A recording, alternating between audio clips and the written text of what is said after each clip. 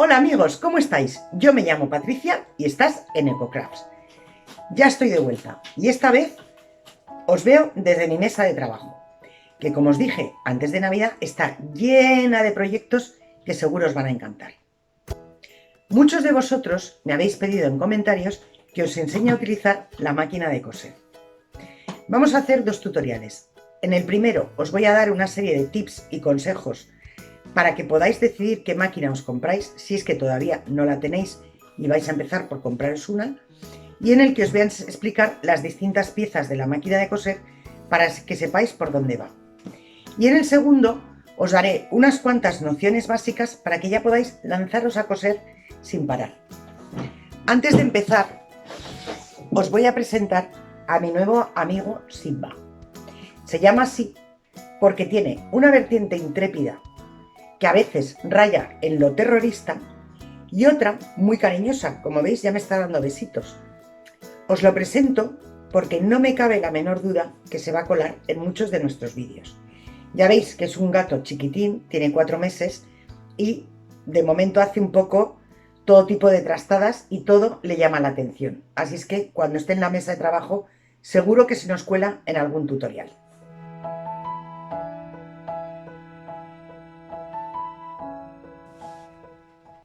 Ahora sí que sí, vamos con lo que nos interesa.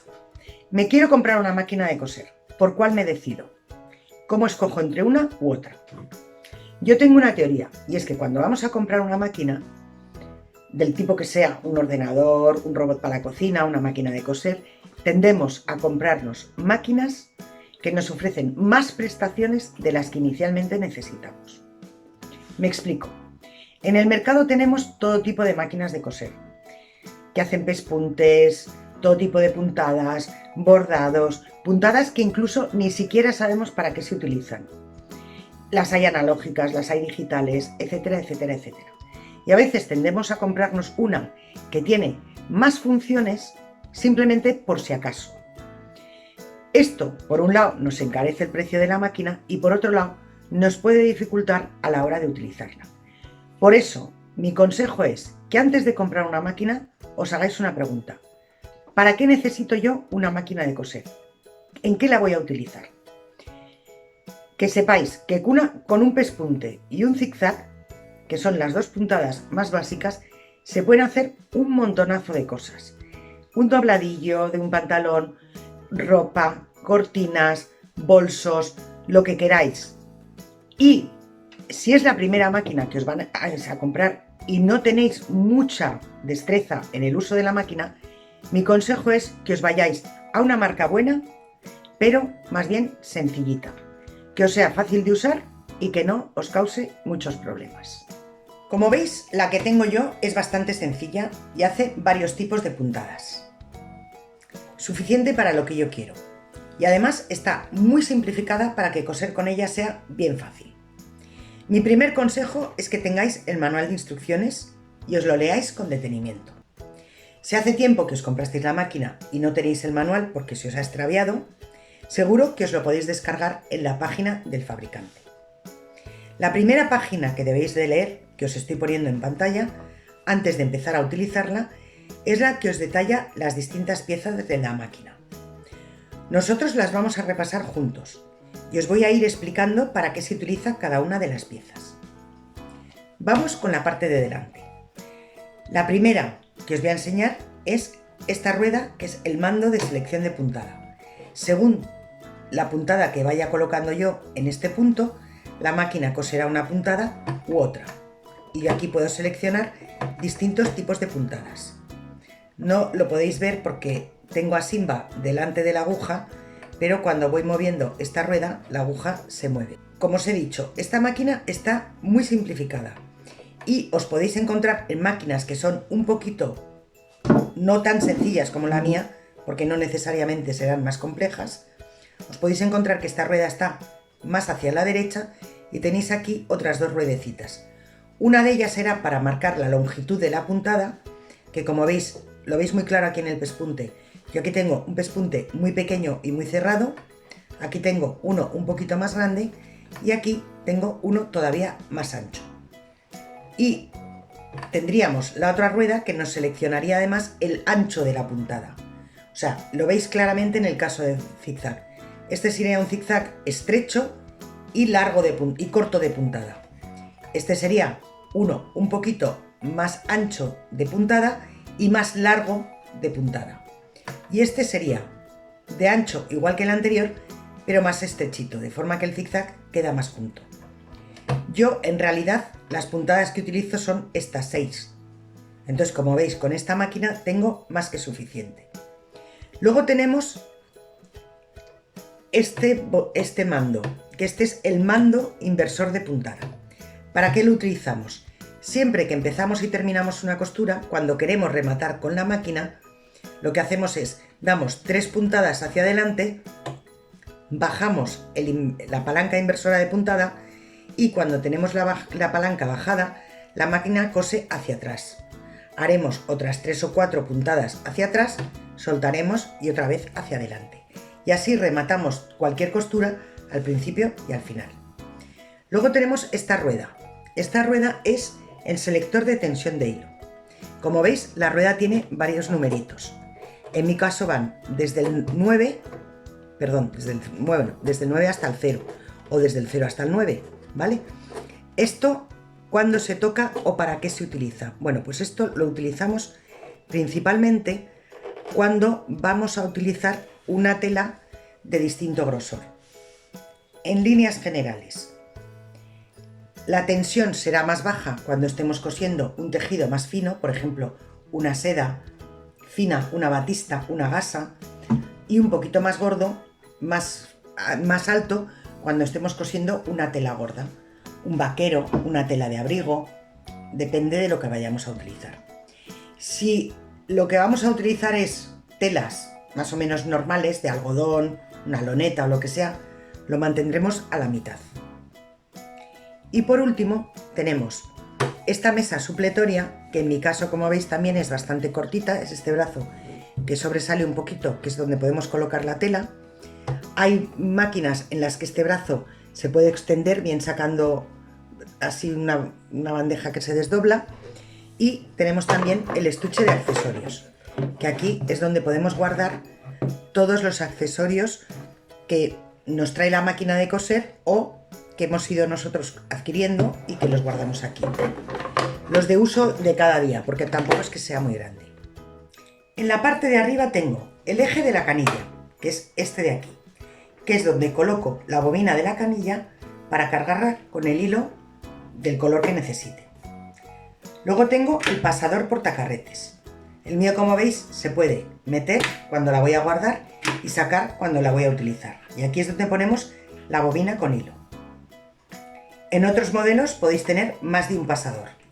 Normalmente suelen traer 2, pero si es mucho más sofisticada pueden traer bastantes más. Luego está el disco tensor de tensión del bobinado de canilla.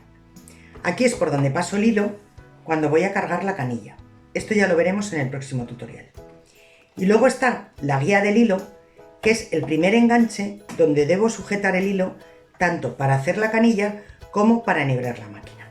Y por último tengo la palanca tira hilos, que es la que va tirando del hilo que tengo arriba a medida vamos cosiendo, y es esta. En el lateral de la derecha nos encontramos con las siguientes piezas. La toma de corriente, que es donde enchufaremos este cable, que como veis, una vez que yo lo deslíe, este cable, yo lo enchufo aquí y, si es que lo consigo enchufar, y se desdobla en 2, ¿vale? Uno de los 2 cables va al enchufe que voy a enchufar en el enchufe de la pared, y el otro va, os lo subo, al pedal de la máquina, y es lo que nos va a ayudar a mover la máquina. Luego tenemos, voy a quitar esto para que lo veáis bien, luego tenemos aquí el interruptor que enciende la máquina, que además de encender la máquina, enciende una bombillita que nos alumbra justo la zona de costura. Y luego tenemos este volante. Esta rueda la hacemos girar, voy a girar la máquina para que lo veáis. Cuando yo giro la máquina, fijaros que la aguja sube y baja cuando giro esta rueda. Entonces, ¿para qué utilizamos esta rueda? Bueno, pues la utilizamos para que suba y baje la aguja. A veces nos compensa colocar la tela y bajar la aguja y ya arrancar a coser. También podemos empezar a coser girando ligeramente la rueda y ya pisamos el pedal y arranca la máquina. O también cuando queremos coser muy despacio, porque estamos pasando por una zona delicada o compleja, o cuando estamos llegando a un borde y queremos llegar justo a un punto concreto antes de girar la tela. Ya veremos en el próximo tutorial la forma de invalidar esta rueda para que la aguja deje de subir y bajar cuando estamos haciendo la canilla, porque esta rueda, cuando estamos pisando el pedal, gira sola y la aguja va subiendo y bajando. Entonces, si yo piso el pedal para hacer la canilla y la aguja sube y baja, pues hay posibilidades puede pasar que se nos rompa la aguja. Vamos a la zona de costura. Tenemos por un lado el prensatelas, la aguja y toda esta zona que, como veis, tiene varias piezas que ahora os las explico. Y también tenemos la placa de aguja, que, como veis, según voy moviendo la aguja, se asoman unos dientes, no sé si lo percibís, que se asoman los dientes, que es lo que nos va a ir tirando la tela hacia atrás. Y así podemos ir cosiendo. Y luego también en esta placa de aguja tenemos varias líneas, no sé si las apreciáis. Voy a mover así un poquito la máquina para que lo veáis. Estas líneas lo que nos ayudan es como una guía para saber dónde colocar la tela según a qué distancia del borde queramos hacer la costura. Y nos puede servir. También nos puede servir como truco poner nosotros un post-it o una marca de por dónde queremos que vaya la tela para no mover y que la puntada salga recta. Vamos con la zona del prensatelas y de la aguja.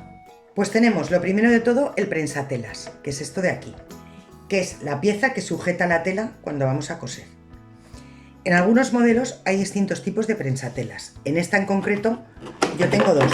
Tengo este y este otro que me viene, estos otros dos que me vienen, que son para otro tipo de costuras. Por ejemplo, para ojales, para cremalleras, para lo que sea. También tenéis prensatelas que se pueden utilizar pues para, como os he dicho, para poner una cremallera, para hacer dobladillos muy finos cuando estamos cosiendo un dobladillo tipo un pañuelo de los que nos ponemos en el cuello de seda o de los que utilizamos para la nariz, o para hacer para colocar un bies o lo que sea. Aguja.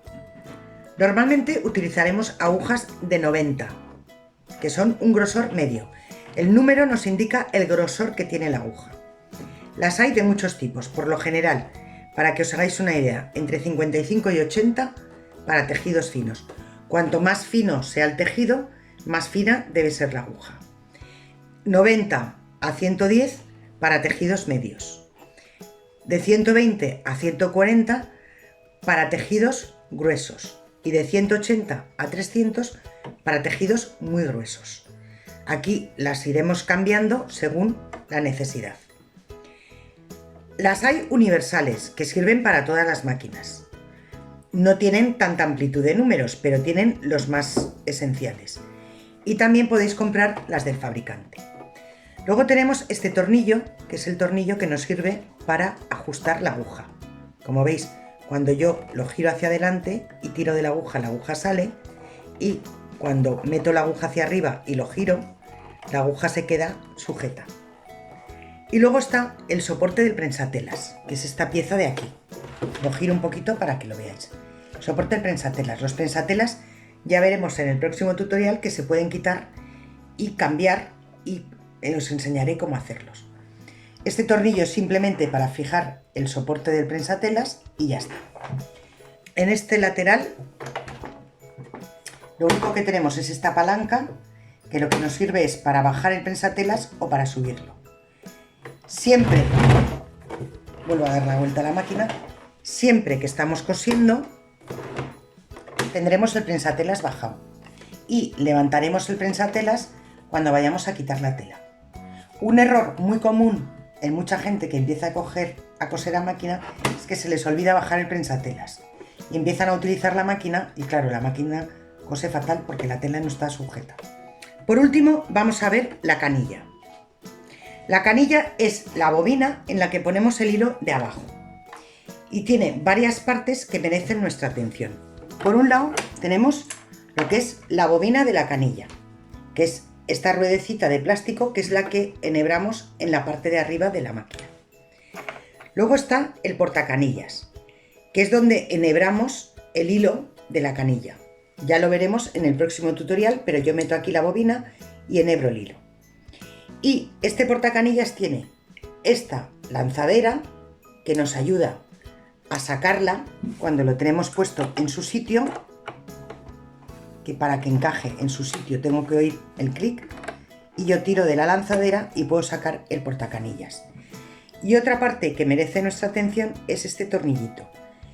En este tornillito vamos a regular la tensión del hilo de la canilla, que solo lo tendremos que modificar cuando estemos utilizando un tejido muy fino o muy grueso.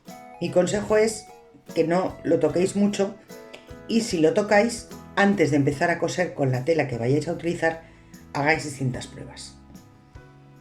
Y luego está la lanzadera, que es esta pieza de aquí, lo voy a sacar, que es donde acoplamos el portacanillas. Aquí acoplamos el portacanillas y esto, como veis, va girando hacia un lado y hacia otro para que cuando baje la aguja coja hilo de la canilla y se haga la costura. Tenemos también estas palancas para desmontar la lanzadera. Tenemos el anillo, que es la pista de la lanzadera, como veis aquí es la parte que va arriba por donde entra y sale la aguja, y luego tengo aquí esta muesca y este saliente y abajo esa muesca para que yo sepa cómo tengo que colocarlo una vez que haya desmontado, bien porque se me haya atascado hilo o bien porque quiero limpiar la máquina. Y luego está la pista de la lanzadera, que es donde yo encajo esto. Ya veremos en el próximo tutorial cómo se vuelve a montar esto. Bueno, pues hasta aquí el primer tutorial. En el segundo tutorial vamos a ver otra serie de cuestiones básicas de cómo enhebrar la aguja, cómo coser, etcétera, etcétera, para que ya os podáis poner a coser. Por supuesto, si tenéis dudas, preguntas, sugerencias, me podéis dejar un comentario que yo, ya sabéis, que los leo con muchísima ilusión y os los contesto encantada. Eso sí, os animo a que esperéis al siguiente tutorial, salvo que tengáis dudas sobre las piezas de la máquina o que tengáis en vuestra máquina algunas piezas que no sepáis para qué son. Os animo a esperar al tutorial de la siguiente semana, en el que probablemente se resuelvan muchas más cuestiones. Y ya me diréis si con estos dos tutoriales es suficiente o queréis alguno más, de qué tipo, porque la máquina de coser es un mundo que no tiene fin. Pero espero que lo que os he explicado hoy os haya servido de ayuda y os haya gustado.